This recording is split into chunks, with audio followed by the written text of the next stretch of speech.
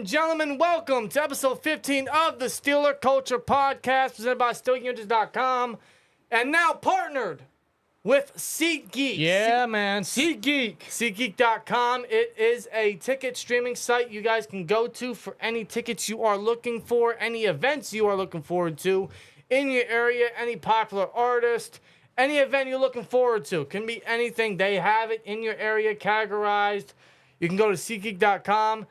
Buy any ticket you want to, preferably for us, the Pittsburgh Steelers. If you guys want to go to the home opener against the Niners, the Browns game, the Raiders game, the Pats game, any game. Any game. You want to go to a preseason game, you can do that. You can order tickets at SeatGeek.com.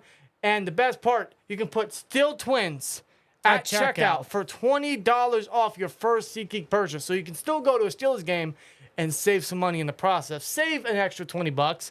And buy literally one beer because that's how much it costs at Heinz Field is what I'm still calling it. It's Acrisure Stadium. It's Heinz Field. But anyway, SeatGeek.com, code SteelTwins at checkout. Save $20 off your first SeatGeek purchase. Now, how you guys doing tonight, man? Happy Sunday night. It is already mid-July. Yeah, it is 10:43 here in the PM time over here, Eastern Standard Time. Dude, we are literally a week and a half away from the season beginning, training camp. From Steelers season starting. Yes. We are a week and a half away from Steelers camp till players report to Latrobe. On July 26th, they will report to St. Vincent College in Latrobe for Steelers training camp. The 27th will be the day where they will begin training camp with just the helmets on. With just the helmets on before pads come on. It'll be a couple days before that. But Steelers season is around the corner, folks, which means preseason is around the corner, which means we can start watching Steelers football very shortly. And in a month's time, we'll be watching the preseason. We'll be watching Kenny Pickett. We'll be watching Broderick Jones, Joey Porter Jr., George Pickens. I'm smiling just thinking about it. Man. I'm hyped for it, It's a real good time to be a Steelers fan. It's an exciting time to be a Steelers fan, man. We're going to be seeing a lot of players grow together, gel together. We're going to be seeing the growth of this team entirely. And I think it really begins and it starts with this training camp coming up. Absolutely. I couldn't agree more. I'm very excited for it to see just how this team can grow together as a whole. And we got a lot of people to thank for building this team, especially after this brilliant offseason from Omar Khan, the Khan artist himself, man.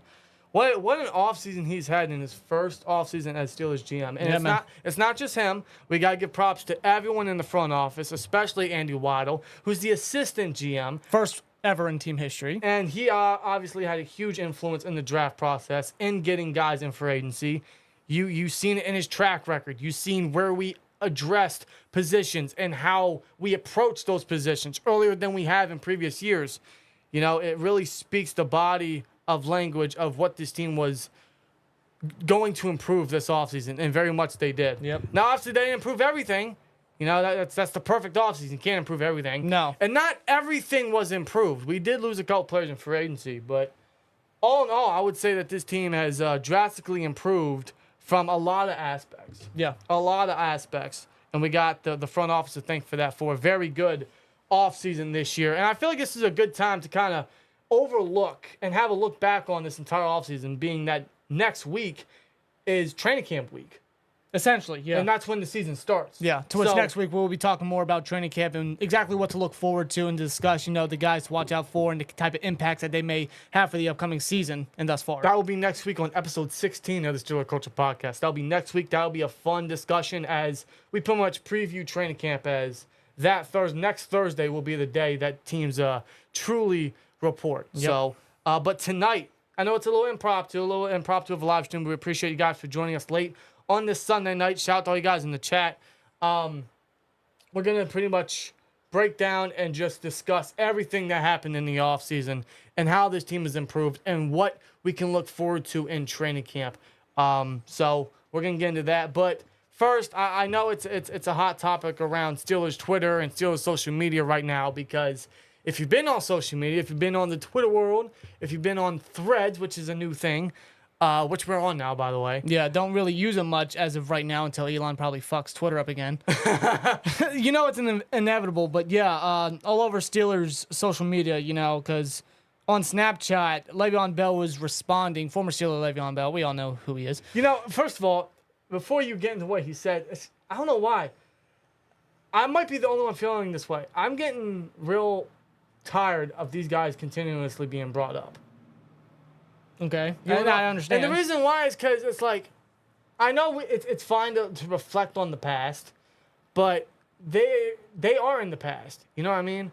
Like, it's just in my mind when they're brought up, it's like just, yeah, that was a fun time. Move on. Now, granted, yeah, this discussion, this little video that Bell made on Snapchat. Yeah, he was responding to a comment that pretty much, told him apologize for leaving the Steelers and we will call it even. So he responded on Snapchat pretty much saying, I never did apologize to the fans for really sitting out or leaving the Steelers. I never apologized, so I'm going to say I apologize for leaving the best fans out there in this damn world. I shouldn't have left. I apologize, says Le'Veon Bell on Snapchat. I mean, let's be honest. He's right. Yeah, and he made a big mistake when it came to his NFL career. A big mistake. And we understand and we know why he did it. At that time, in 2018, he was arguably the best running back in the league. He wanted to reset. He was, without a doubt. No doubt, no question. Todd Gurley and Devontae Freeman, they could barely touch him. Even Ezekiel Elliott. But Le'Veon wanted to reset the running back market because he felt like running backs weren't highly prioritized when it came to an income basis. Yeah. And that's really dying off now. Exactly. I mean, but the way he did it was wrong. Yeah. The way he did it, leaving the team, leaving the coaches, pretty much leaving his teammates in the dust. Because I remember around that time, especially leading up to the season, especially James Conner, because James Conner was constantly being asked, like, are you ready to start for the Steelers? He had everyone. Do you think Bell's going to come back? And other players were being asked, do you think Bell's coming back? They had no idea. They had no idea. And us Steelers fans couldn't give a shit because James Conner was lighting it up. And running back is very replaceable. Yeah, no question. Very replaceable. So Bell had no leverage. In fact, we've been forgave Bell. It's great that he owned up and he actually said it. So I give respect to Bell. I've been forgave him. Yeah. In fact, when I look back at him, I really do miss what he did for the team. It was great. It was a fun time. The suspensions and the injuries were a little bit of a headache, but his play on the field was truly incredible. Yeah. He is definitely one of the most talented running backs in recent memory, in the modern era. In the past decade, many people were saying he was probably the most impactful running back since Marshall Faulk, from what I heard. He was that good. And it's a shame he's out the league, but that also goes to show you the shelf life of a running back. But I do also want to point out, had the Steelers did pay Bell, and I heard it, twice back then at the time that the Steelers did offer him like 2 straight years, 2 mega contracts, and he turned them down. The 2 straight years that they gave him the franchise tag, the first one he played on, the second one he sat out all year, which was idiotic for a running back, being it took 1 year off of what is already a short shelf life for a position. He went to the Jets. We don't know what happened there. But I think the problem it wasn't the amount of money that they were going to give him, to which I heard it was something like 80, 85, 90 million, even at the running back market, which is ridiculous. But he wanted guaranteed money. He wanted the most guaranteed money in league history, to which the Steelers were obviously not going to do that because when it comes to the Steelers, they are smart business folk. They never lock themselves in huge contracts unless, of course, it is a player that good, that meaningful. An exception is like a TJ Watt, a Minka, a Hayward. They did it with Ben, which kind of did hurt us financially. They did it with AB. Yeah. Right? If you're that good, if you're that impactful, if you're that meaningful, you will get what you are earned. Now, that's not to say the Steelers weren't going to give Bell what he wanted. They didn't, but who's to say they weren't? The way they work the cap is you might get this amount of guaranteed now, but once we restructure your contract and turn your salary cap into a signing bonus, you'll get extra guaranteed money. You just have to wait a year after the fact. Yeah. Bell didn't do that.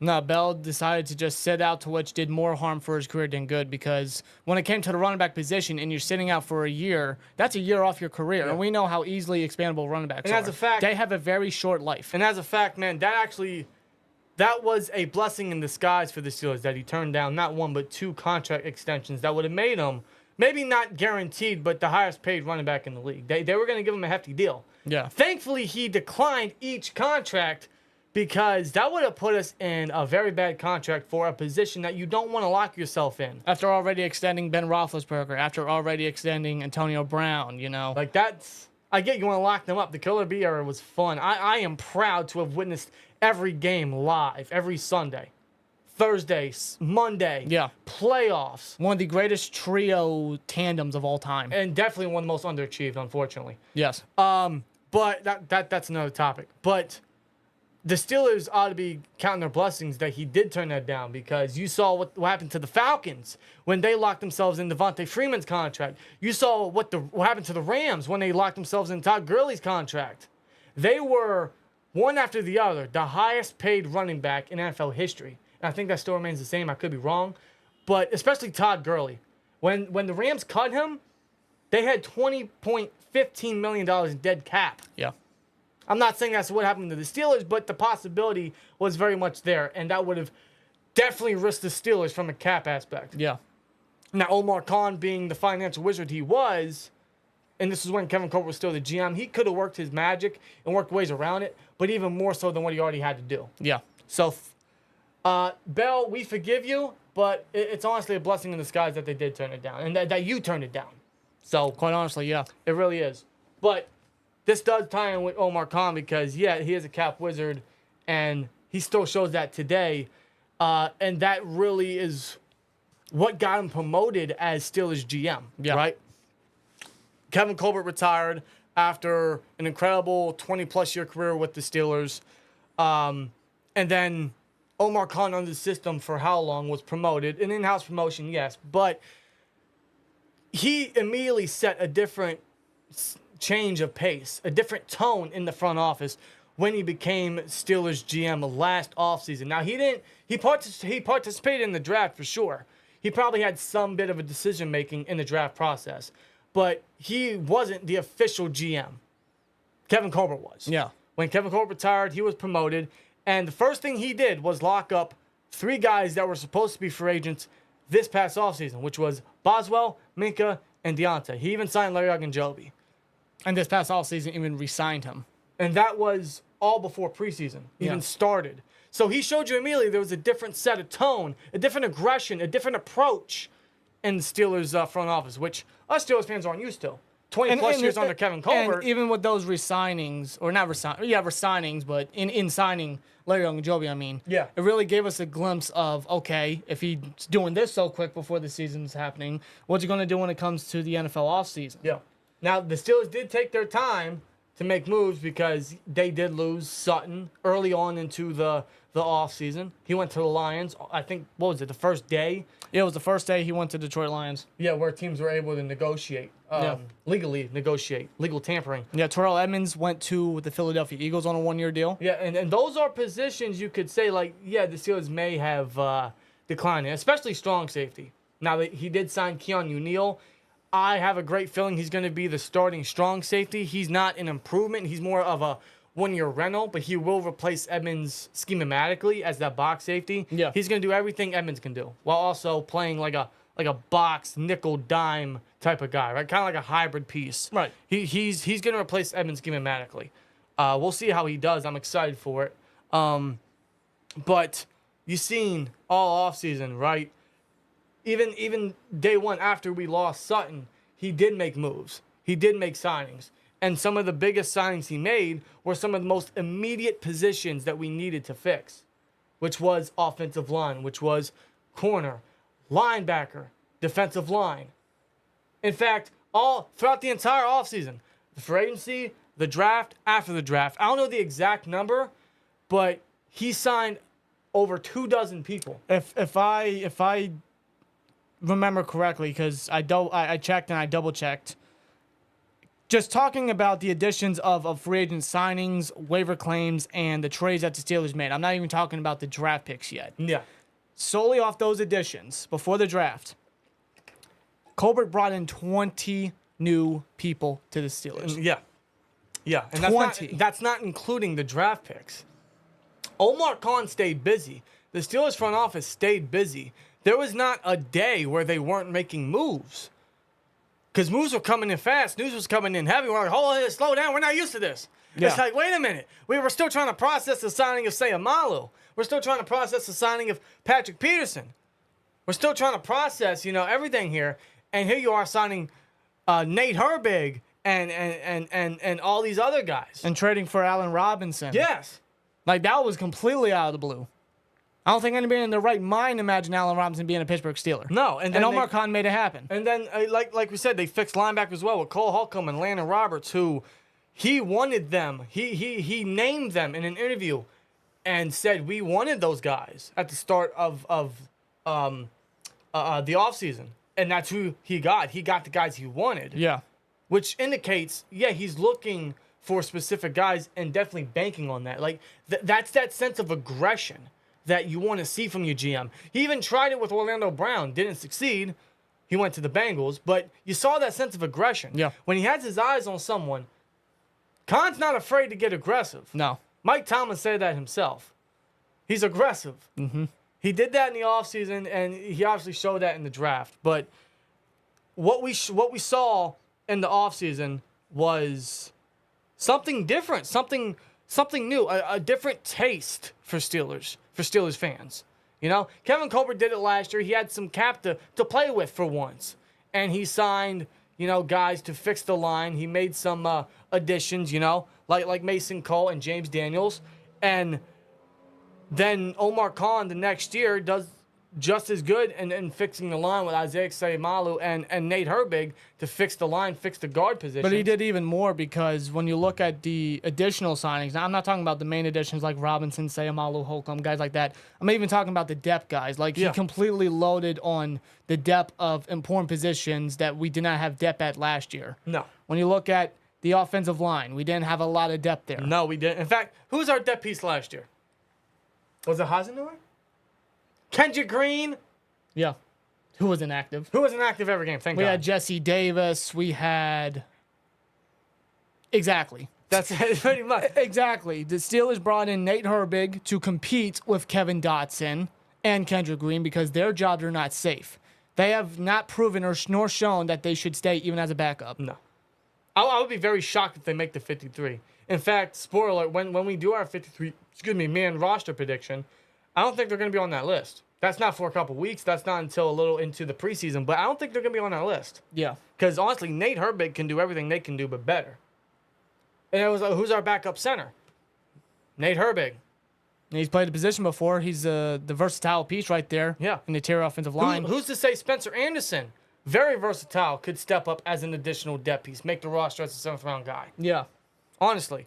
So you see, like, he improved the line. He improved the depth especially. That's not the only position he did that. He did that for linebacker. Linebacker sucked last year. Yeah. I don't think Miles Jack was terrible, but he wasn't as good as many of us anticipated. No. Bush, the less said, the better. Our linebacker position lacked so much. So much. It lacked dependability. It especially lacked, most importantly, intensity. It lacked leadership. It lacked a lot. So what did Omar Khan do? It was actually one of the more diminishing linebacker cores I can recognize for the Steelers in recent memory. Yeah. And to say that about that position doesn't feel right. No, because this is Steelers linebackers we're talking about. Yeah. And some of the best in NFL history. And then he went to sign Cole Holcomb and Landon Roberts, two leaders, two experienced guys. They're not crazy household names. They're not all-stars. They're not elites. But are they upgrades? Absolutely. They're gonna fix the pass rush. They're going to help in the pass rush. They're going to be great in the run support, which we know linebackers lacked for how many years now. These guys are not afraid to get physical. These guys are not afraid to hit the gaps and are downhill strikers. That's what we want. As well as the additions of Tanner Muse at inside linebacker with the core special teams guy at that position since Marcus Allen left via free agency. Yeah. You know, he brought in another special teamer veteran, Nick Kwiatkowski, former Bear and Raider. Yeah, exactly. Even Edge, after the draft, even after drafting Nick Herbig, he brought in Marcus Golden. And we know how bad Edge depth was last year. When Watt was out, forget about it. Malik Reed, who did nothing. It's like he wasn't even on the field. It would have been better if he wasn't on the field, dude. What's the difference? Now our edge depth is drastically improved. When Watt and or Highsmith are off the field, I don't have as much fear because I trust a guy like Marcus Golden. I like the upside of a Nick Herbig. Maybe Quincy Roche can do something in preseason, make his mark as well. I don't know. See if the second time around could be very, very good for him.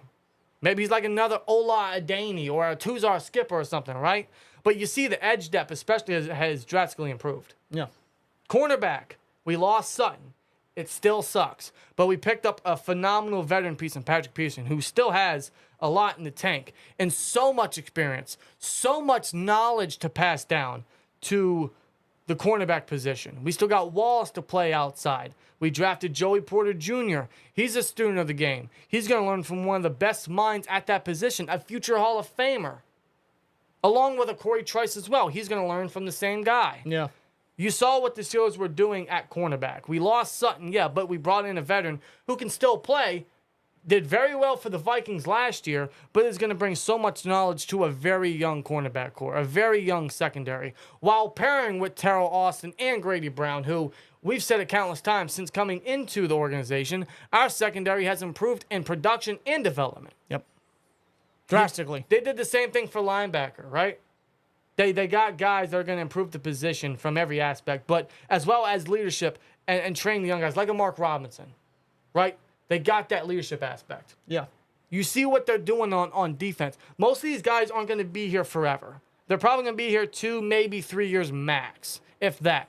But the knowledge they're going to pass down to the locker room, to the young guys, which we have a lot, is tremendous. And they did the same thing in acquiring Allen Robinson on the offensive side of the ball. We had no leadership. We had no veteran guys in that room.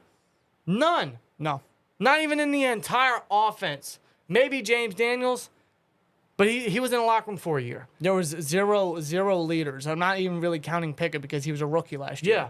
Allen Robinson, been around the league. He can still produce. He's going to be the slot guy. He's phenomenal. We talked about it in a previous podcast episode and his impact, right? But the same thing they did for the defense and bringing in veteran guys to pass down so much experience to the young core. They did that for Allen Robinson. A great addition there.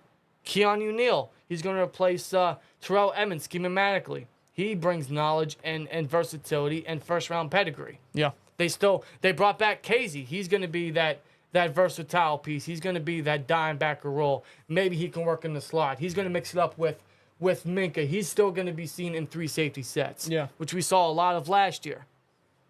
That's going to be nice for the secondary. Yes, it is. I mean, and that's not including the draft, which was easily one of the most talented drafts the Steelers have had in a long time. From a talent and a value aspect, yeah, it's phenomenal. The potential is so goddamn high. It's unlimited. And they struck so early with their first pick, right? The 2 main positions that they needed to fix in free agency, in the offseason in general, was the left side of the offensive line and cornerback. What did they do? They did exactly that immediately. They grabbed Sayamalu. They got Depp and Herbig. They traded up for Broddy Jones. Yeah. They drafted Joey Porter Jr. 32. How? I still don't know, but I'm not complaining. No. They fixed some of the most important positions they needed to fix, which was great because for the past couple years, yeah, Colbert has shown he can do that, but at the same time, there's a little bit of hesitation with some fans, right? Because of that lack of aggression, of that lack of wanting to spend. Granted, he didn't have most of that, but still, in the aspect, the Steelers in the offseason have always been slow and waiting for the scratch. That was right? always Kevin Colbert's motto. I don't know what it was about it. It could be because of the cap situation due to Ben having that extension and Brown having that extension and the defense, of course, having their extensions and stuff like that. You have superstars on your team. Yeah, you're gonna suffer from a cap aspect, but that I don't think that should limit your aggression in the offseason. Sometimes it did for Colbert. We waited forever for someone to get signed to the Steelers. Yeah. Omar Khan, it was like every fucking day. He was like a kid in a candy store this offseason. Free agency, in the draft. Dude, it was great, man.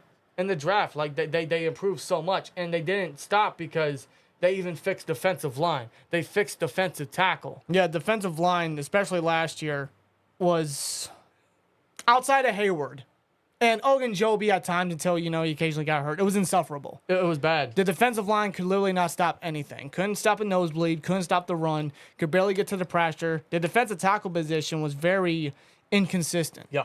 For the most part, I think Montravius Adams was a starter, and he wasn't really doing much. We had an aging Alualu, and how many guys were rotating in and out? Loudermilk, Liao a little bit, right? Yeah.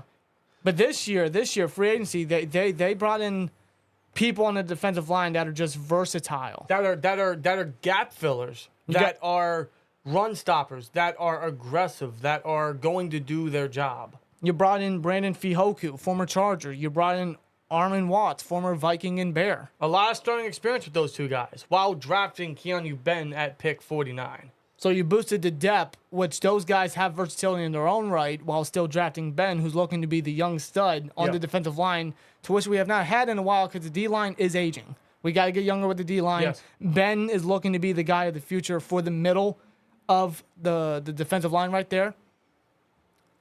But also, I've seen some stuff on social media how the defensive line core and the lack of success there has harmed the linebacker position, and they do tie in together. If the defensive line core isn't doing much, the linebackers kind of, they're stuck. They don't have a lot to feed off of, and vice versa, right? Well, now that they improved defensive line, they've gotten a stud in Benton, and I'm confident saying he's going to be a stud. They got very reliable depth. Defensive line is very good in depth now.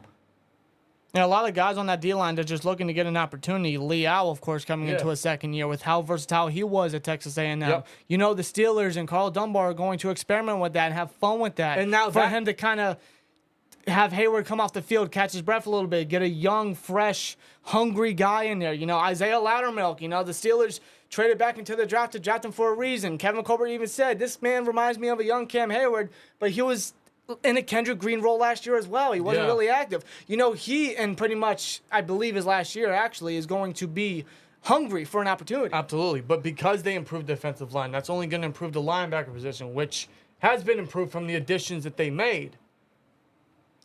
And I think that will show on the field as well. I do.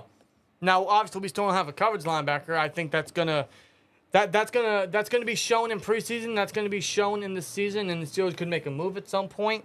But nonetheless, they've improved a lot of positions. They didn't improve everything, and you could say in certain positions they have decreased in value, decreased in I suppose name value. Exactly, because losing Edmonds did suck. I know a lot of us didn't like Edmonds.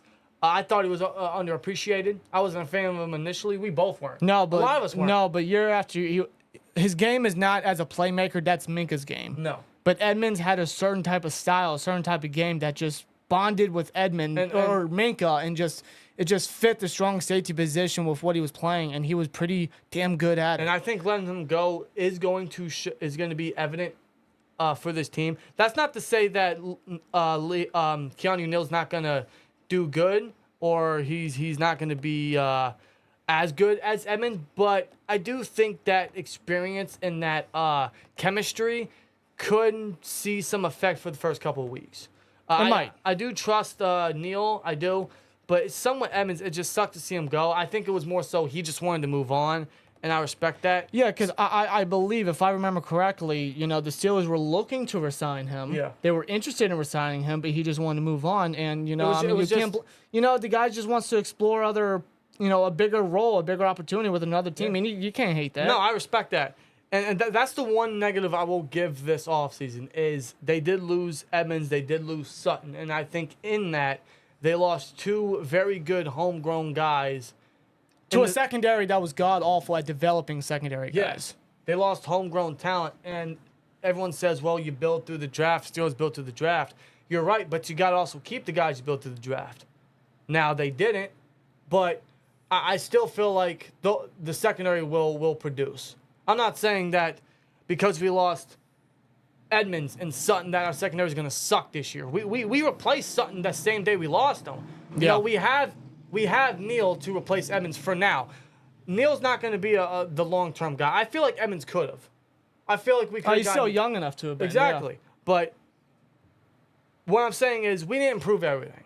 We didn't improve everything, but we improved a lot more than what I anticipated, than what many of us anticipated, than I think what Omar Khan anticipated. I didn't expect us to improve so much. I didn't expect Omar Khan to come out like, hey, look what I got. Yeah. Like, hey, this is my team now. I've been under Cobra for how many years? I'm going to do things my way. And you're going to like it. And I fucking love it. Yeah. I didn't expect him to come out and just. I don't know, man. It's just he came, Go all hands on deck. pretty much. He just came out all guns blazing in his first offseason and improved so much. That's because he sees the growth of this team happening, especially with Kenny Pickett at quarterback coming into his second year. This whole team is just young. They're going to grow. He's trying to provide a young team with experienced veterans, with leadership skills and an impact that could not just impact the team this year to a degree, but for years to come for the younger guys that are going to pick apart the brains of these people that they brought in. And it's not just that, right? He improved so much.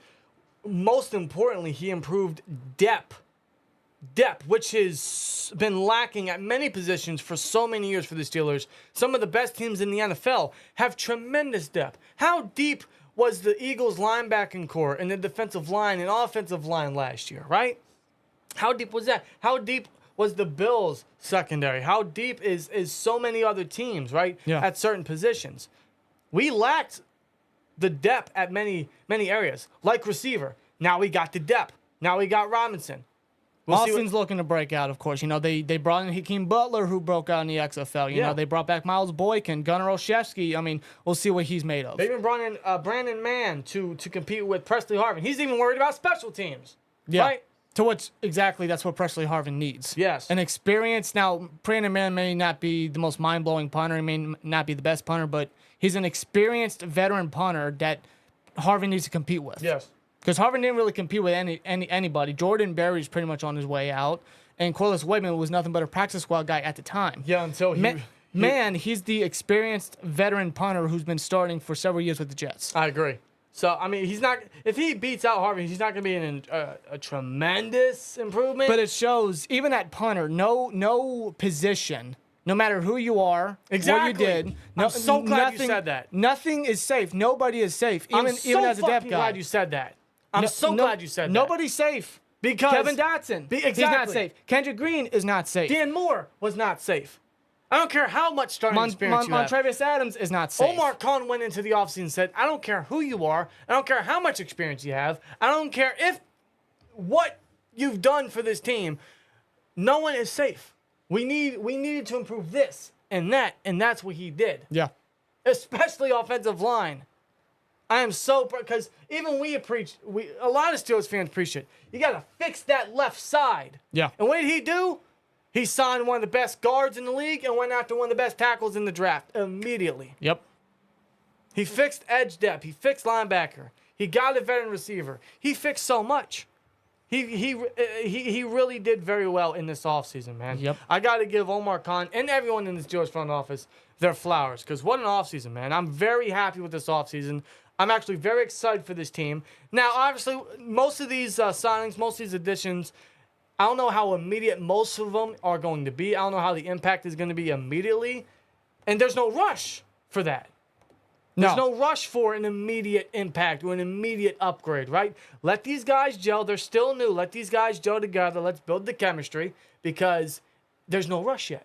There's no rush. In fact, the fact that we got these guys locked up for a couple years now, that's only going to build the chemistry even more so because most of these guys could still be with us after this upcoming season, and which is say great. That the other positions that we didn't fix. You know, he may prioritize linebacker more. He may prioritize safety more. He may prioritize slot corner more. Because that's another position that he could focus on. Exactly. And then even then, I mean, you're looking at a real, especially depending on what they do this upcoming season. If they showcase promise, another winning season, maybe a playoff appearance, maybe even a playoff win at least. Yes.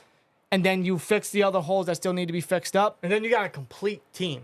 You got guys that have been under contract for how many years? You got how many guys under rookie deals? You got so much chemistry being built. It may not show it immediately, but there's no rush for it. In fact, by midseason, towards the end of the year, I would like to see what this team could truly do for future years. That's what really excites me. That is what really brings a smile to my face. Yep. And seeing the list of additions he's made is just, I think it's going to show great evidence throughout the season. So shout out to Omar Khan and everyone for doing their due diligence, for doing their job pretty much this entire offseason, for improving so much, for the approach, for the aggressiveness. It was different for us, but we loved it. And he did so much. He added a lot. And I can't be more thankful, honestly. I can't be more happy. I can't be more satisfied as a Steelers fan. Yeah, really. I'm checking the live feed. I think we're frozen. We're frozen? Yeah, I think the camera froze for some reason. All right, give me a moment. Why did the camera freeze? You able to get it quick? Apologize, guys. Technical difficulties. Did not expect this to happen. I don't know why it's happening. I look up to check the thing for 1 second, and I just see us standing still. All right, we should be good now. Yeah, we're good. I don't know why that happened. I apologize. There we go. Now we're good. Now we're moving. That was strange. Now we're moving. Yep. Damn it, we had a great discussion, and the camera wants to freeze? Why? Why? Because we're happy? We can't be happy as Steelers fans? That's fucked up. Maybe Matt Canada's saying slow your roll. Fuck Matt Canada. But yeah, man. Don't get me on Matt Canada. You're going to ruin my happiness. Yeah, I know. But this offseason, with what Omar Khan did, it was very exciting to see a different approach, a fresh GM to step in and do what he did. And his first offseason. Because it's so different for us Steelers fans. And now, you can't say it's a success because you got to see what this will do in a year or two from now. And in years 2 time from now, we could really grade what this offseason has been, right? Yeah. But from a talent aspect, from how much he's added, how much depth he's brought in, what positions he's fixed, what he did in the draft, I'm confident in saying that so far Omar Khan as GM is hitting a home run. Yeah. And at some point, man, he could very damn well hit a grand slam. He could hit it out the park. Because if this is his first GM, or his first season as GM, his first offseason as Steelers GM, imagine what he's going to do as he advances. Yeah. That's going to be very, very exciting. Because this is honestly just a taste. Yeah. This is a tip of the iceberg. Yeah, it's like a Costco brand, taste test. I suppose. But before you get the full product. This is dipping your toe in the pool, right? At some point, Omar Khan's going to go, fuck it, I'm diving. Yeah, head first. Head first. That excites me to see what he can do in his first year. And I don't want to get ahead of myself, but I honestly feel like I can trust Omar Khan in the future, right? Because everyone says, first impressions are everything. Or setting the tone is a great thing, which I do believe in many aspects. Yeah. But to see what he did, that really, that's promising for his future years as GM. Yeah. And I think he could maybe not be here as long as Colbert, because I don't know if that's going to be a thing. But he can be here for years down the road and continue to improve this team. Yeah. He already showcased himself that, he's been under the system, but he's doing things his way, and his way is looking better so far for the Steelers. Yep, he showcased before last season with the re-signings. He showcased this offseason. And damn well he's going to try his damn best to extend Alex Highsmith. Yes, and that is number 1 on his list. And that's the next thing we're going to get into, because Omar Khan's not done. He's not. I think in all as the dust has settled, obviously he's going to put certain things on the back burner for draft reasons, for free agency reasons. And now that he's got that all done, right? He did his magic. He's like, all right, now it's time to move on to who we got now on the roster. Who's up next to sign back for the Steelers? Who's up next for a contract extension? Alex Highsmith coming off 15.5 sacks, right? 14.5 sacks. 14.5 sacks. One of the two, right? Breakout year. Except the big time when T.J. Watt went down. He is next. A lethal pass rusher. He is next in line for an extension, and I have all the faith in the world that Omar Khan is going to get it done before preseason. I'm confident in that. And if I'm wrong in saying that, if that doesn't happen, I'm still confident he's going to get it done. Yeah. And I think we have to get It's going to be his mission. He will not fall asleep until he makes sure, all right, Alex Highsmith is a Pittsburgh Steeler. I can sleep in peace. It's one of those things where it's like Deontay last year, where do you want to resign him? Do you want to wait to see if he breaks out again? Because if he does, then you're going to have to pay him more, and rightfully so. But at the same time, you kind of want to pay him now to get him at a good price. Yeah. And that's what the Steelers should do. I think that's Khan's mission. Yeah. So I think that's going to happen. Yeah. I think he's going to get it done. I don't know when, but from what he did last year, it seems like he could get it done within a couple weeks. All right, we'll see what happens. Will definitely be on the lookout for news and everything when it comes to training camp. Oh, we're up. all going to be monitoring that, man. And just how this team, with everybody that he brought in, starters, veterans, depth guys, draft picks, even undrafted rookies, is what training camp is about, for them to gel together, to see what they're prepared for. Yeah. What they're going to be getting. Just a glimpse of the regular season coming up. Yeah, exactly. So Omar Khan, man, in his first offseason, man, it was great, I would say, And the reason we bring it up now is because up next is training camp. Yeah. Up next is Latrobe. Up next is let's see what these guys can do. We brought these guys in. Now it's time to show you why we brought you in. So, and we don't have to wait too long. That's in a week and a half. That's next Thursday. That everyone is to report to Latrobe. So that's going to be exciting. Not this upcoming Thursday. Not this upcoming Thursday, but next Thursday. Yeah. Thursday after this upcoming July Thursday. 26th to be exact. Yes. I don't know if there's going to be any exotic entrances like Eli Rogers and his hard hat, or Brett Kiesel. Or Vince Williams with Stone Cold. And or AB and with a helicopter. Royce. Well, he also did a helicopter, too. He did a helicopter. That was his last one. Yeah. Oh, Jesus Christ. But it's going to be fun. It's going to be great to see these guys get to work. To see these guys get everything starting to work. Yeah. Getting the chemistry going. To get into what we hope will eventually be a Super Bowl team. Yeah. That is the goal. That is Omar Khan's mission. That is his goal. He said, I'm just trying to win a Super Bowl. And he knows what this team needs. He knows what Kenny needs. He knows what he needs to evolve this team around. He knows what he needs to build Kenny around. And for the most part, he's done that. He has done that. He built the line. He got great depth at everything. In fact, for a majority of the positions, knock on wood, anything goes down, I'm confident in most of the depth. Yeah. I can proudly say that for the first time in how many years? Yeah, last year, the receivers, I couldn't trust them outside the main guys. Edge, forget about it. O-line, forget about it. Safety was probably the best edge or depth piece. Yeah, because of Casey's versatility. Exactly. When he came in. Corner, I really like because we got 2 veteran starters. Joey Porter Jr. doesn't have to be rushed in. James Pierce been a reliable depth piece for how many years now? We got Corey Trice learning under him, right? Yep. We got Casey. We got Trey Norwood. I mean, holy shit. The D-line is built, right? That's the most important thing this offseason, man, was the depth.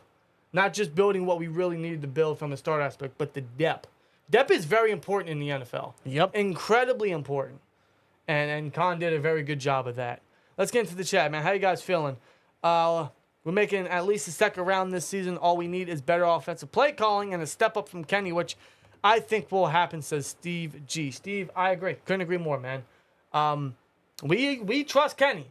We don't trust Canada. We do not trust Canada. No, Kenny's a football junkie. Oh, yes. No question about it. Canada? I don't know. I don't think so. He stays on the field. He stays on the film. There's 2 things. Canada, he don't even touch the field. Dude, no, exactly. He's in a fucking skybox. That's a problem.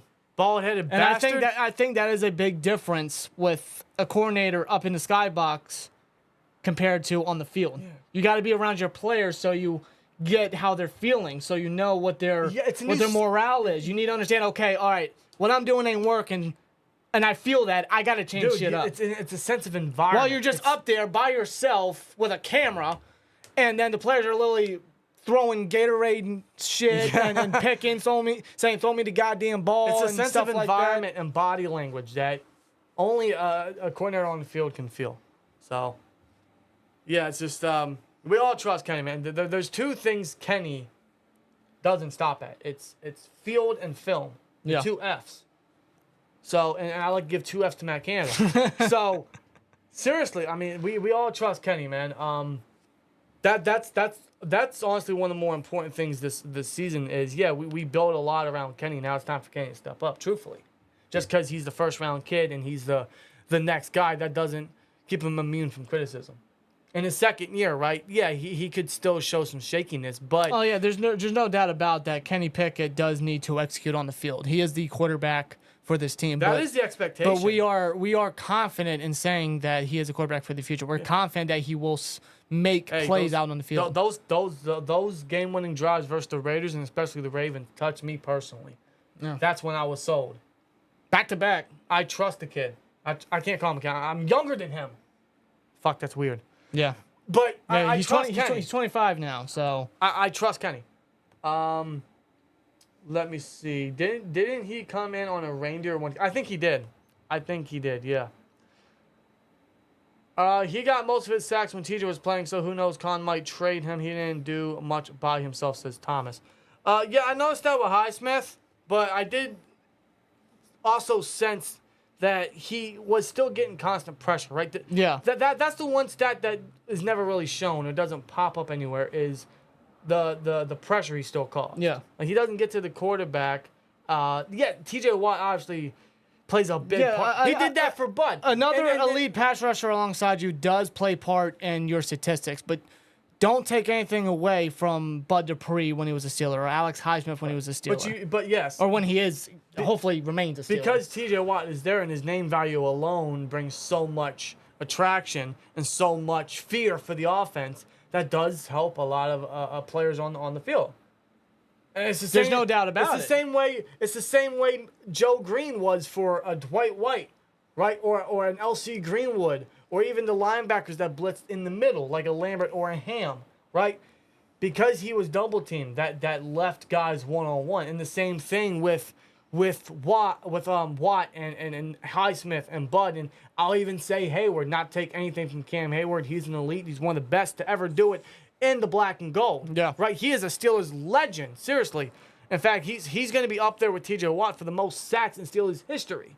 And I do think T.J. Watt plays a big part in that stat, but that's not taking anything away from. But Hayward. that's not a bad thing either, because that's success for the team. It is. That's a success for the team. But at the same time, individually, yes, you do want to see them shine.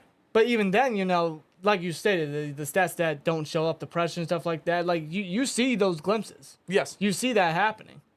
So. And then Bud also did that in his second and third year. Bud, right? yeah. He didn't get a lot of sacks in his second or third year, but he was getting to the quarterback. He was causing penalties. He was getting held. He was getting pressure. And then in his fourth and fifth year, man, we really saw what Bud Dupree could do. Yeah. And then he obviously suffered the ACL. Now he's with the Falcons, but. Yeah, it's just that bond. It's just that communication that these edge rushers have. Just because one guy is better than the other doesn't mean, it's not a bad thing if this one guy's feeding off the other. It's that bond that you want as edge rushers. That's why Harrison and Woodley were so great. Like, Harrison was definitely the better pass rusher, and Woodley, he was great in himself in his own right. They both fed off of each other. Yeah. We get the same sense in Watt and Highsmith now. That's not a bad thing. No. Elijah Riley taking Norwood's spot. I wouldn't be surprised by that. I feel like Norwood is on the chopping block. I want to see him get a chance as a slot corner because we don't have that. They could put Peterson there, KZ there, maybe Neal. I doubt that, but that's an option. I want to see them give Norwood a shot in the slot. Yeah, because as a safety, I've stated several times, I don't think he's a pure safety. He's not a safety. When he started that Chargers game, when Minka was out. Oh, he was horrible. No, I mean, because he messed up his assignment with, I think it was Sutton, is why Mike Williams got the game-winning touchdown.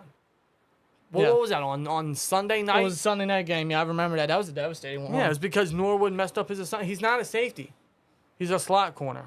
I want to see him play that exclusively. I would like, when it comes to training camp coming up, I want to see a lot of experiments at slot cornerback.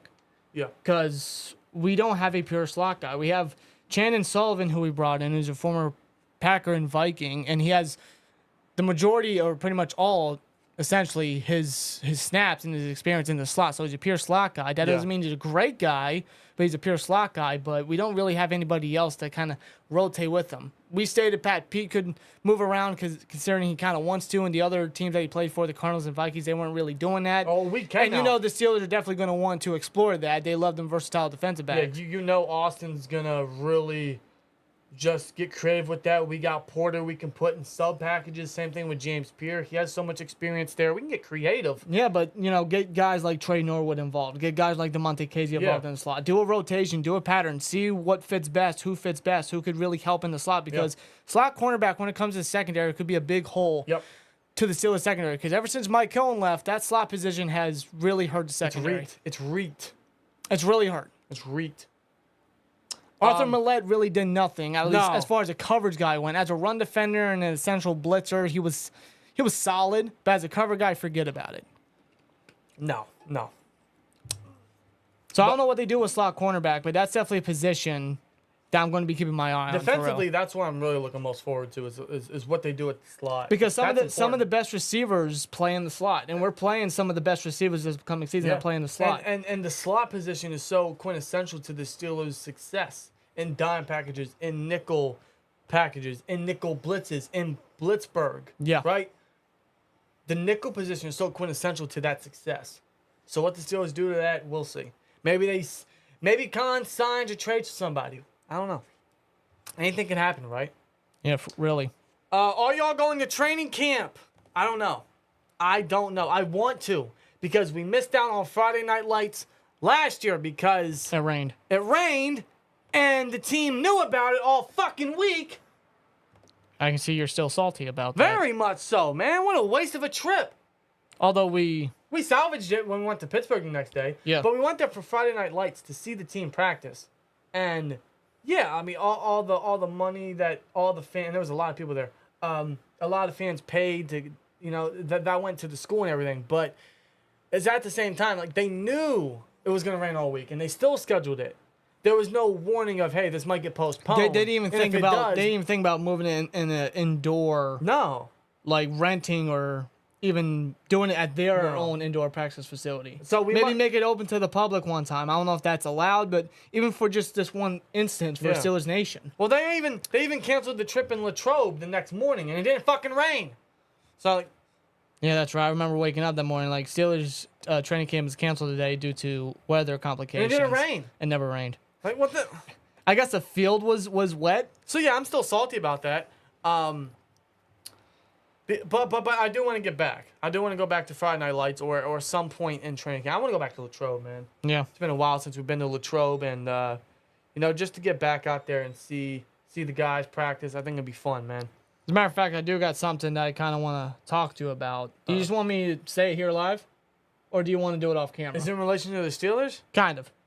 Okay. About training. It's a thought that I had. I don't know if we're going to be able to do it with the scheduling at around that time. Okay. It really varies, but we got our next vacay coming up after work, right? Okay. So I'm thinking, because I checked the training camp schedule, they have a training camp practice happening at 1:55 in Latrobe on August 13th, which is a Sunday. Okay. So it could be just you, me. We could bring down Cold Steel. Shout out to him, our co-host. Yeah. Bring down her sister if they're able to join, if they're able to go, Maybe just head down there. I'm down with and then that. the next day, maybe. Hey, anytime maybe you want to go to maybe go around Pittsburgh, sightsee, look at Acrisure Stadium. At times, Field. Anytime you want to go down to Latrobe or Pittsburgh, just hey, let's go. And I'm running to the car. Like, you better get the fuck in the car because I'll leave without you. We'll talk more about it. Talk more about it. I think We're not going to promise anything, but we're going to try. But if we do, then we will definitely let you guys know on Twitter and on Threads. At SteelTwins. Threads is at @Steel_Twins. Yeah, because our Instagram is at @Steel_Twins. Yeah. If you just follow us on Instagram, we'll take it right to the Threads. So you can do that. Yeah, there's actually a thing on top, I think. There's even a new, what do they call it? Short, reel, video, whatever the hell they call it. The 60-second little videos. There's a new one on the social media page right now of Pat Frymuth and how he might be the most underrated tight end in the NFL, which I think he is. It's hard to disagree with that. You could say maybe Evan Ingram, he just got paid. Maybe the Giants tight end, maybe the Cardinals tight end, Trey McBride, I believe. I mean, you could say anyone, really. But I think Pat Frymuth is very much the most underrated tight end. And yeah. I got a great feeling he's going to really showcase himself this year, especially now that he really won't have to worry about blocking. I think he's going to show that won't be as good anymore because of Darnell Washington. Exactly. He's going to show so much more receiving upside. Yeah. I think that's great. And hopefully, Canada, you can scheme a passing game to get him involved. Okay? It's not that hard. Middle of the field. You know what all those other 31 teams do and succeeding in offense? Yeah, everyone that's better than us because we rank last, Yeah, just do that. It's not hard. It's not fucking hard, okay? Sorry. Can you tell I just don't trust Canada? I'll be interested to see where we rank come our bye week. Offensive rankings. Are we going to be bottom 3? Are we going to be top 20? Like, where are we going to be? Well, I'm not going to say it. Okay. That's for another time. Because I don't want to get into another Canada discussion. Okay, we've been into too many of those, and that's for later. We've got to wait another 2 months, just about, a little bit less, to see what he's written up. Can you see my confident face? I don't think it's much, Bobby. No. He just saw that Calvin Austin come back. He just saw that we acquired Darnell Washington, and he's like, ooh, jet sweeps. You know what he's going to do? He's going to have Darnell Washington do a jet sweep with Calvin Austin as his lead blocker instead of the other way around, okay? He does everything ass backwards. He's going to do some stupid plays, something that works in college but not in the NFL. He's going to do a screen pass, which never worked. When was the last time a screen pass ever worked for the Steelers, bro? He's going to do That's actually a good question. I'm trying to think. I'm thinking maybe... he's going to do a screen pass with Zach Gentry. I want to say maybe Hayward Bay one time. Yeah. Or even maybe Mike Wallace one time. I mean, AB in the postseason, preseason years ago. I don't know. Jamie Carlos says, yo, Steelers Nation. What's up, Jamie? Hey. What do you think about the San Francisco game at home? How do we do?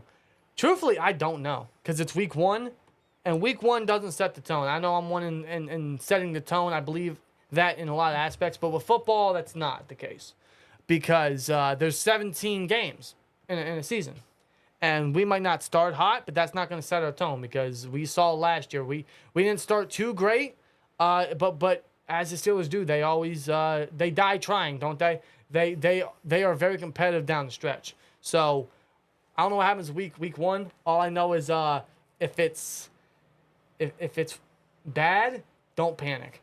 No. And I'm trying to tell myself that. I am. I'm not trying to panic.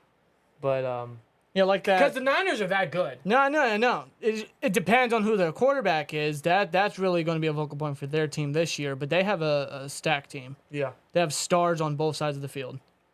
They're also such a very good coach team. Yeah, Kyle Shanahan, man. Like, such a genius. Yeah.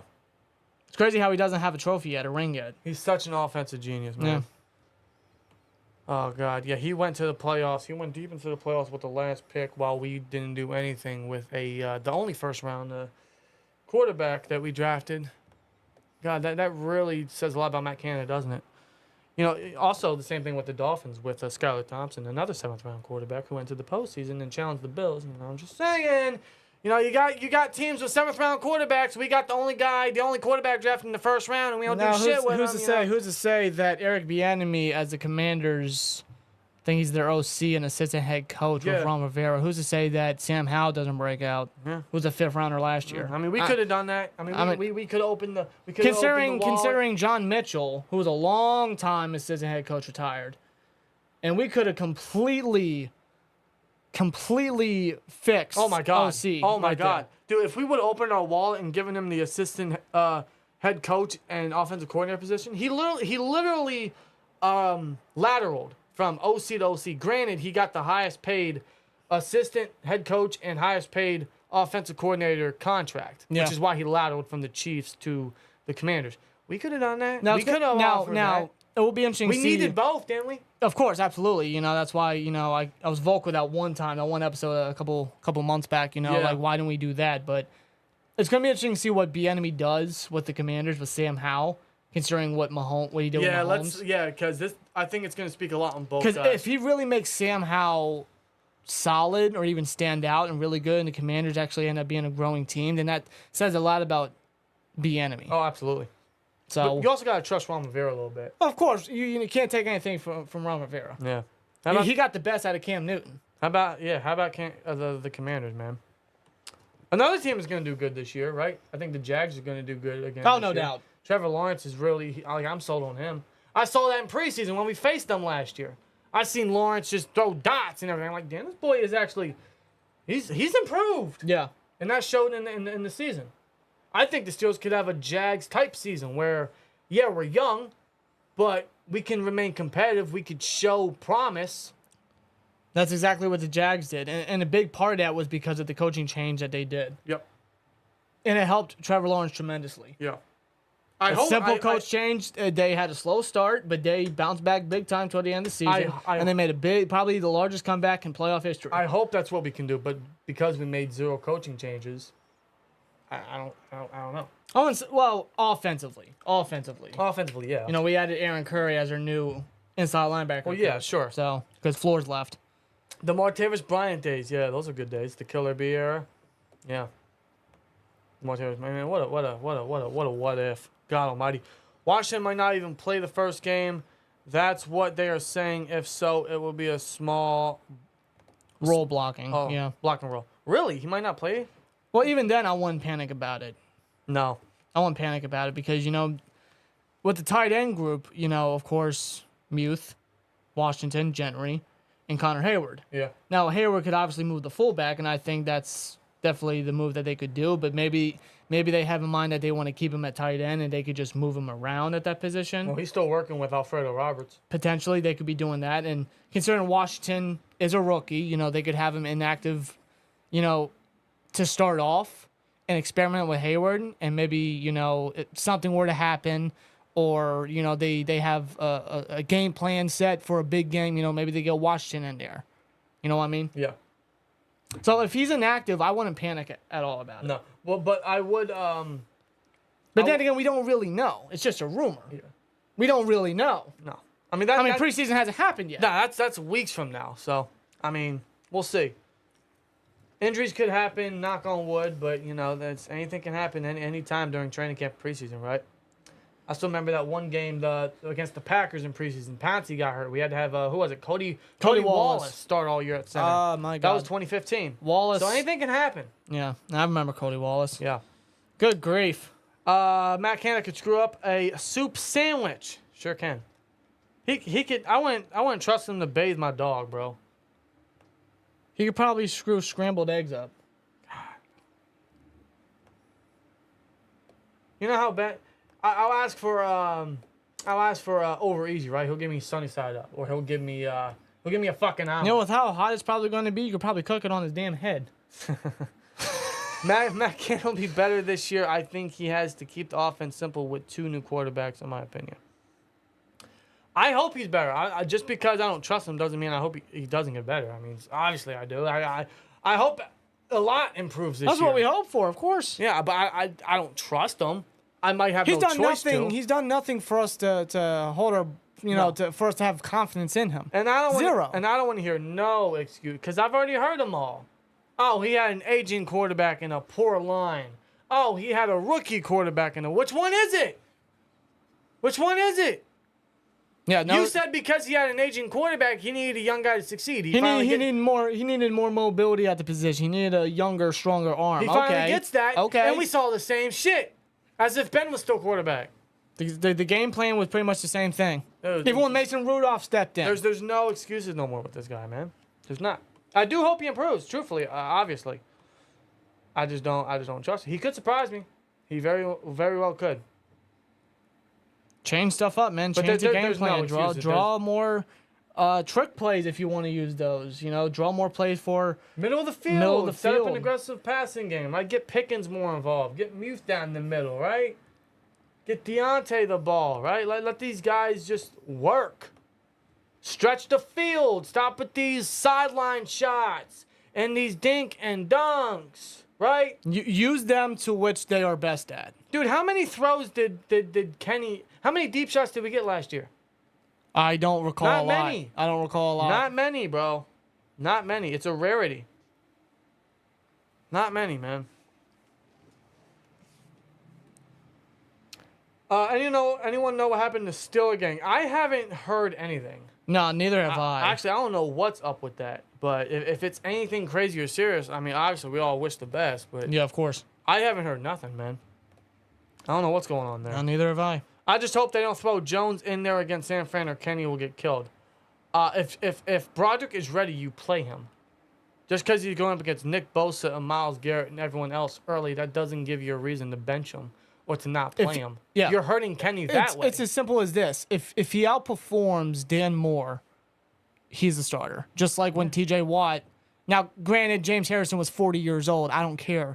And T.J. Watt was very inexperienced at outside linebacker. Remember this when he he only was played drafted. 1 year in Wisconsin. It's just like when T.J. Watt outperformed Harrison, he started. If Broderick Jones outperforms Dan Moore, he's the starter. Simple as that. It's simple as for any position. You outperform one position, or you outperform one player at this position, you're the starter. Dude, simple it's as as simple for any position. If you're playing better than the guy that's listed as a starter, then you're now the starter. It's the thing they didn't do was with Kenny last year, right? Kenny was obviously the better guy coming out of preseason. He should have been the day one starter, right? Looking back at it. I didn't think he was day one ready coming out the draft, but he probably should have been the day one starter. Yeah, looking back at it, because we didn't want to rush, the rookie quarterback No. in. We didn't want, that potentially tarnishing his development. But benching him for 3.5 games may have done some positive. He got to see a different field in college, right? Now he came in early. He threw a lot of turnovers. He didn't look great. He had his rookie flaws, right? Second half of the season comes. He's much safer with the ball. He's looking confident, right? And you see he's starting to get a grip of the NFL speed. Yeah. So, but with Broderick, if he's ready, you play him. I don't care if he's going up against Nick Bosa. If he's better than Dan Moore, you play him. Don't play Dan Moore because you fear for Broderick to get hurt. Because you fear for Broderick to do bad. Nonetheless, I'd much rather, truthfully, I would much rather Broderick Jones beat out Dan Moore because he's better than Dan Moore in camp and not do so well against Nick Bosa and Myles Garrett because that's only going to improve him. That's only going to let him know these are my flaws early on. He's going to know what he needs to improve on immediately rather than sitting under Dan Moore because the Steelers fear of Nick Bosa, because the Steelers fear of Myles Garrett, and because Dan Moore might have a little bit more experience against premier pass rushers, right? I'd much rather Broderick Jones get that feel immediately. Yeah. That way he knows what he can work on. Yeah. Yes, he's still raw. He's not that experienced, but if he's better than Dan Moore, you play the guy. Simple as that. Let's see. You see the rumor of getting Aaron Donald. That's not happening. No. That's not happening. No. I don't remember how that rumor came about, but That's not happening. the Rams are not getting rid of Aaron Donald. No. Sean McVay's not getting rid of Aaron Donald. No. And I wouldn't want that contract because we have guys we still got to extend. We got guys on the rookie contracts we want to keep, right? Yeah. I mean, the Rams didn't even trade away Aaron Donald for Matt Stafford. No. Because the Lions, hey, do you think we can get Matt Stafford? They said absolutely not. Yeah. No.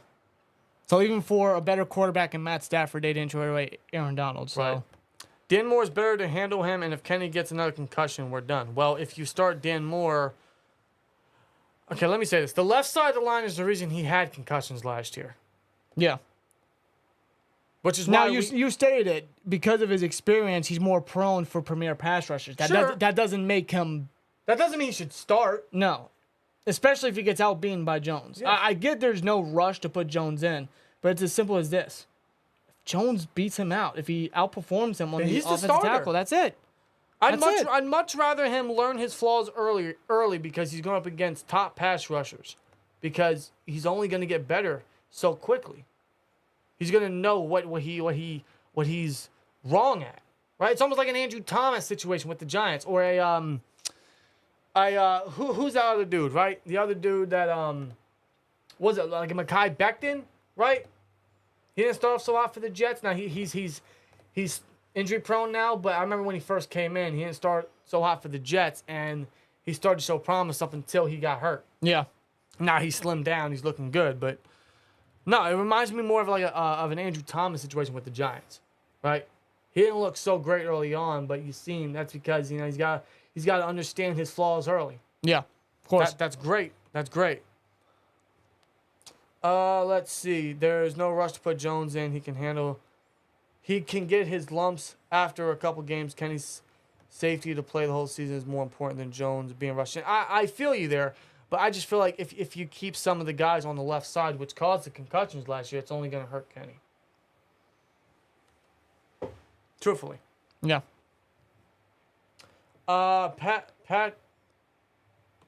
Patrick Anderson. You mean what's his name?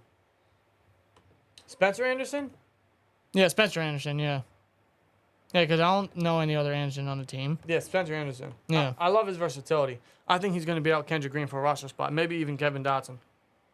It's a possibility. You know, the Steelers are going to. That's why they drafted them. Well, they love their Maryland folk, and they love their versatile big guys. Yeah. They adore that.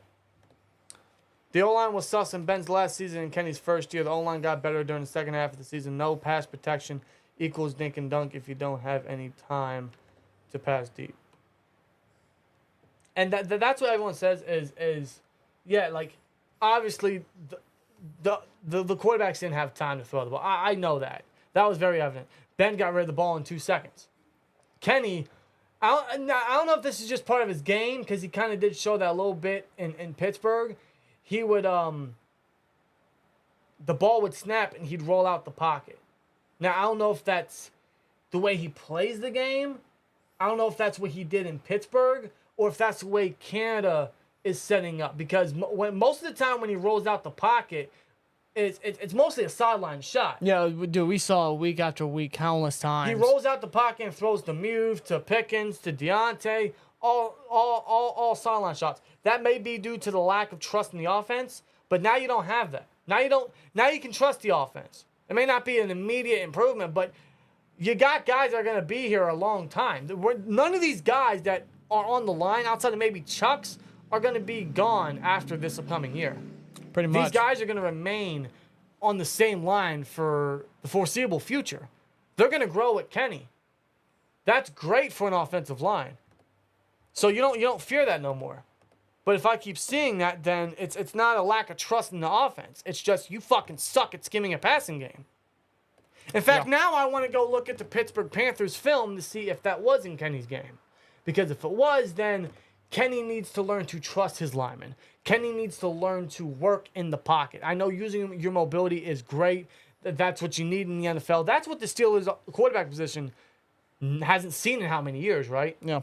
But at the same time, you got to trust your linemen. You got to work in the pocket. You got to work in just zoning the field, looking around the field. Yeah. And reading your assignments, all that, right? That is if that's part of Kenny's game. It very well could be. Or it could just be Canada skimming that up.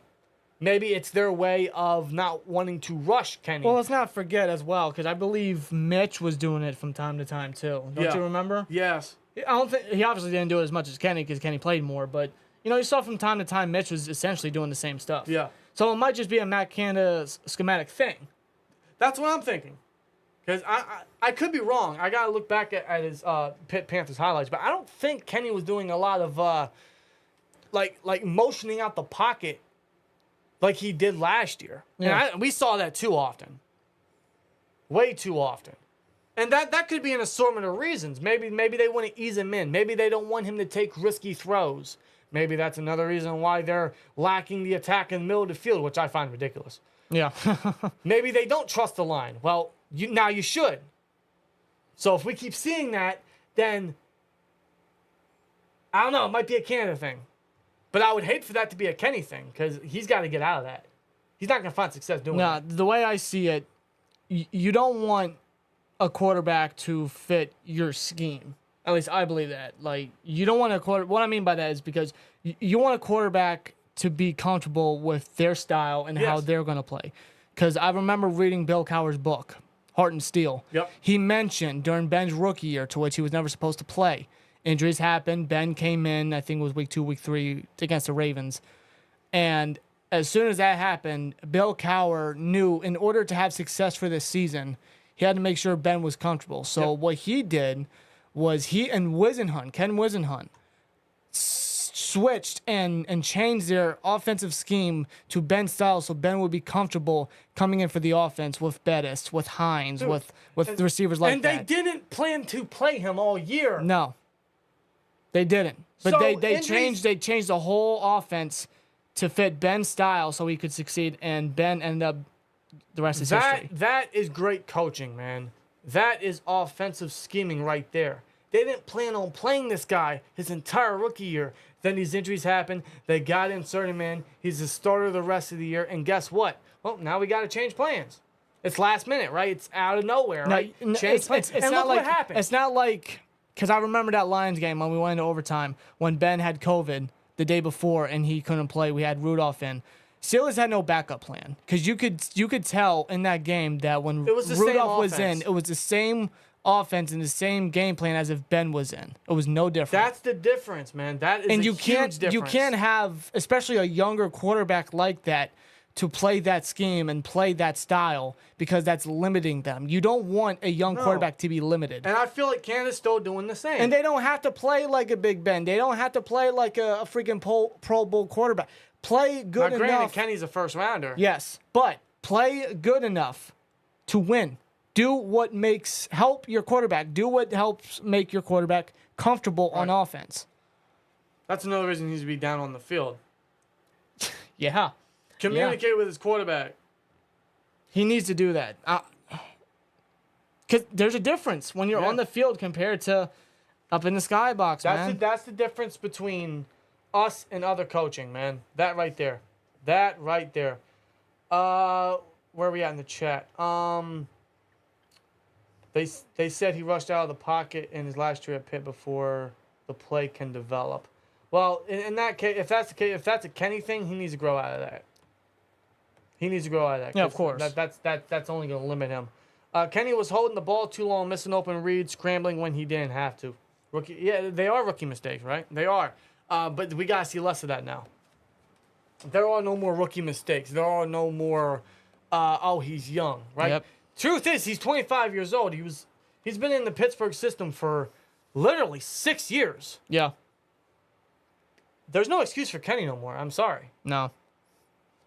Some of these mistakes are going to be not as swept under the rug this year. So we could say I mean, is this a Canada thing? Is this a Kenny thing? But in reality, Kenny does have to step up. Well, he has to step up. He has to add more aspects to his game, to his mechanics at throwing the ball and evading pressure, all that stuff that a quarterback needs to do. Yeah. But Canada also needs to help in his development.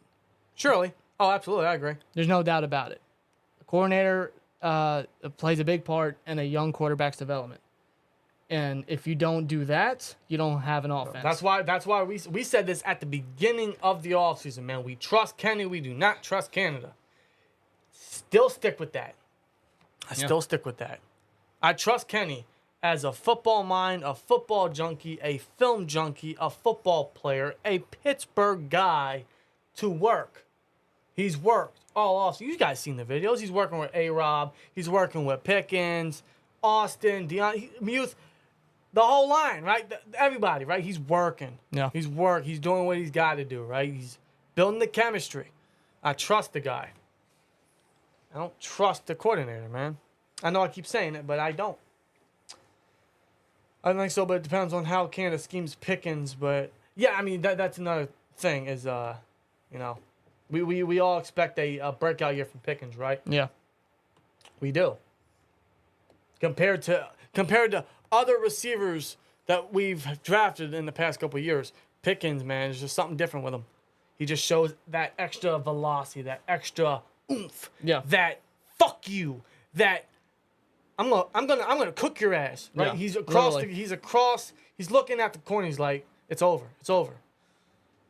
That's the sense I get from Pickens. He's a savage. Yeah. He's a dog. He's just. And he's grinding out there. Of course he is. He's putting in the work, man. He knows his potential. He knows his upside. He knows how much his impact can help a team. Dude, there's only two things he needs to build on: is route running and separation. Yeah. He's got the hands. I'm not worried about, anything major. Just fundamentally, once he gets that mark down, he's gonna be a demon, right? No, but exactly. Listen, man, Pickens will be a problem whether he can separate or not. That's true though, because he's a guy that can go up there and just snatch it. One-on-one. Could just meme it like, oh, fuck it, Pickens is. And Pickens he will is catch there. the fucking thing. But once he gets that fundamental shit down, oh god, dude. How do you feel about Patrick Pearson joining the Steelers? I love it, man. I really do. I'm excited for it. Great addition. I think it's great for Porter. I think it's great for the secondary. Honestly, man, I think corner could use it. We've been young at that position. Yeah. I mean, we had Joe Hayden for how many years, and that was great. I do miss the guy.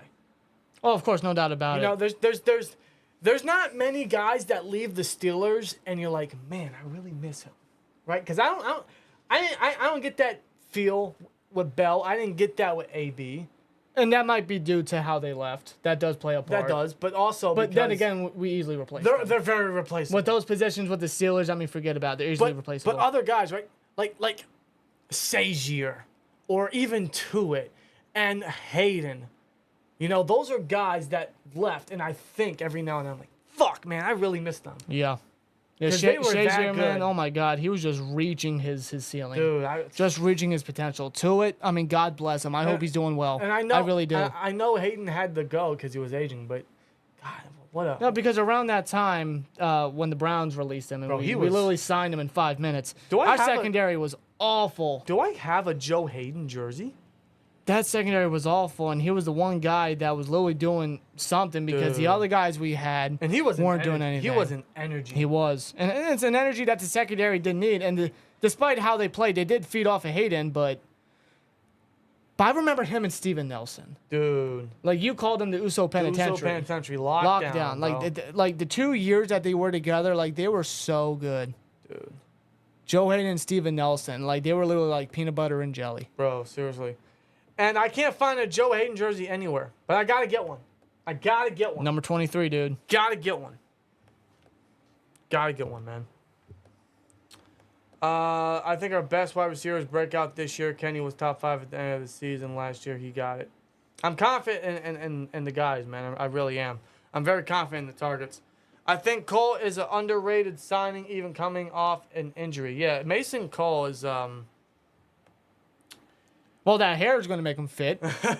He's got a great mullet. Yeah. He's got a great mullet, but yeah, Cole Holcomb, he just fits that mold as a Steeler as far as size, athleticism, run stopping ability. His coverage is very inconsistent. That's my one gripe with him, but he does carry a lot of leadership as he led the front seven of the Commanders for the years that he was with them and everything. Yeah, that's going to be a very underrated sign for sure. I'm not agree. expecting anything mind-blowing about this world, but as far as his run defending goes, I think he's going to play a real good impact.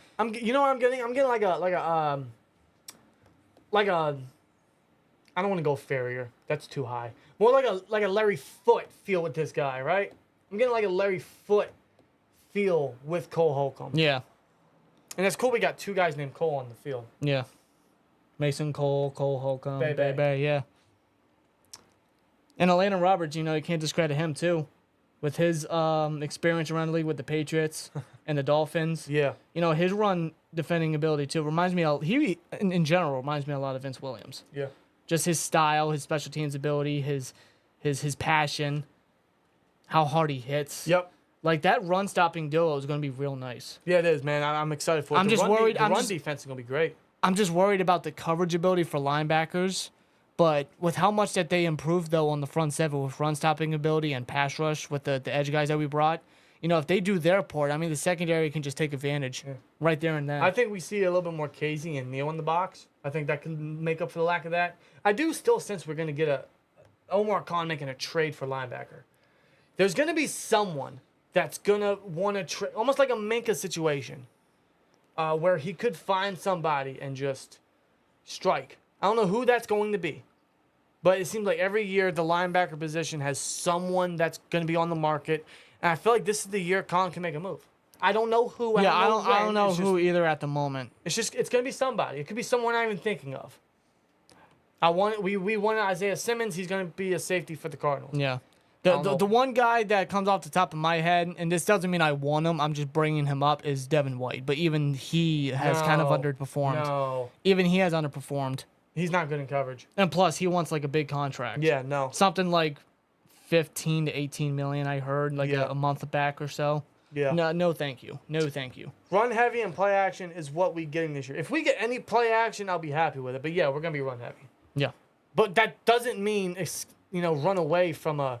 Yeah, because the thing, pass. if we got to say a positive for Canada is he knows how to scheme a running effect. It saved his job. It saved his job big time, especially in the second half. Najee went off. He recovered from his injury, had 1,000 yards. Oh, and we're going to rely on him and Warren especially, which is another reason why we drafted Darnell Washington.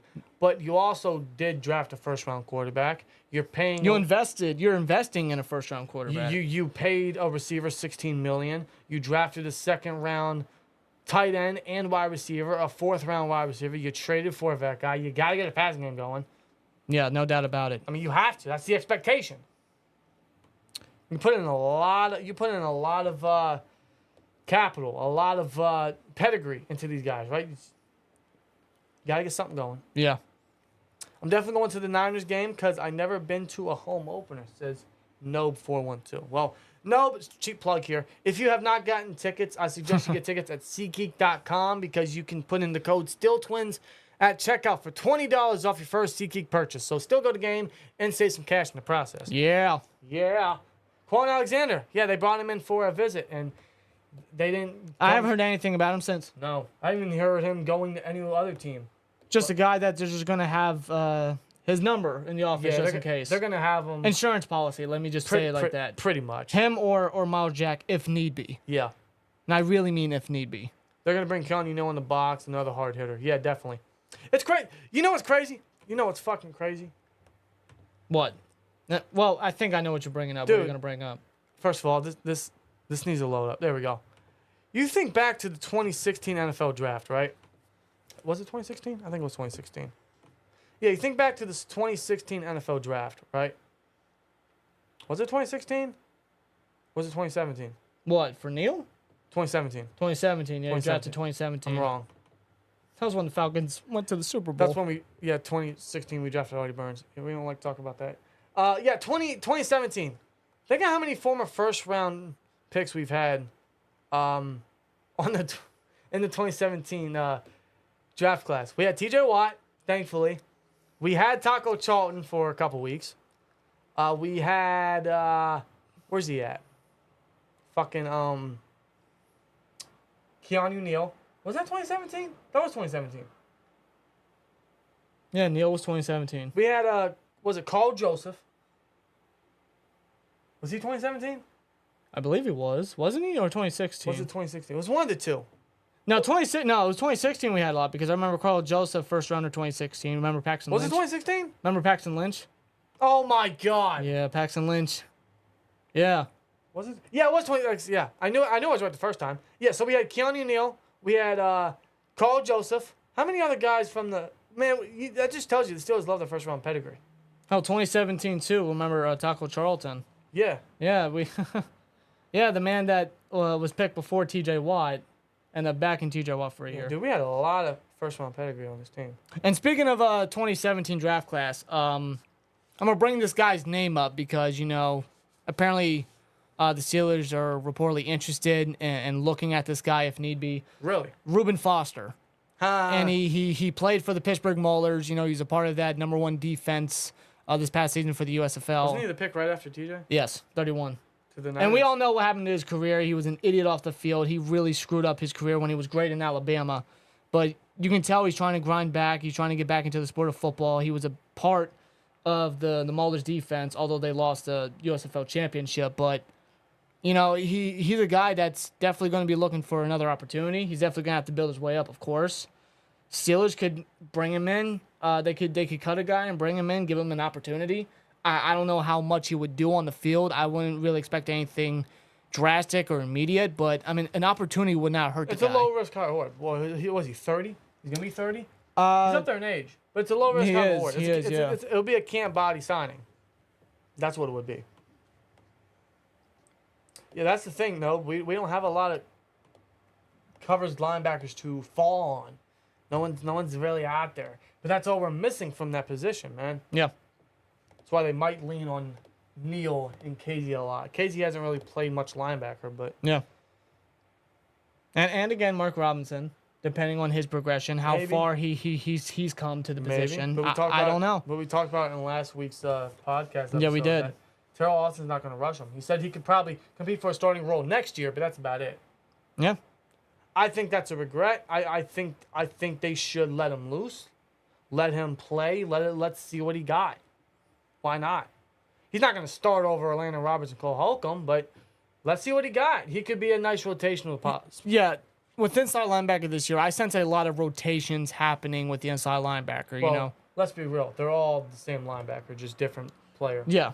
They're all good. They're all good at a few things. And the Steelers always did rotations with inside linebacker, but I see a lot this upcoming year with all the new bodies and the new names that they brought in. Yeah. So, Well, Orlando Roberts especially is going to be heavy on rundowns. yeah.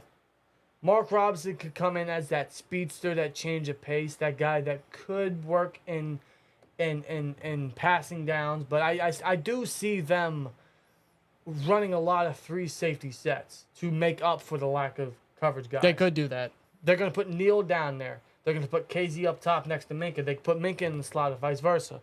You know, there's many ways they could work around this. I think Quan Alexander would be perfect. He did very well for the Jets last year. Yeah. And he showed he could still work. He showed he could stay healthy. He showed he's great in the run support. Yeah. And he does show that coverage upside. Yeah, I mean, he's not the player that he was when he signed that big contract with the 49ers. He's our best available option. He probably is, though. If we have to fall on Because him. I think Jack is still dealing with his injury. So Yeah. that might harper his return if it's possible, if it happens, Right. which is always possible. But That also showed, Quan's out there. But that also shows Khan didn't fix everything. He can't fix everything this year. No. That's what next year's for. That's what, But maybe a it's good- trade mid-season's for. It's good to know that he's got these options in the back of his pocket just in case. It's good to know that he locked up some positions that he ain't got to worry about him for now. Yeah. I fixed those. Now it's time to fix these. That's great.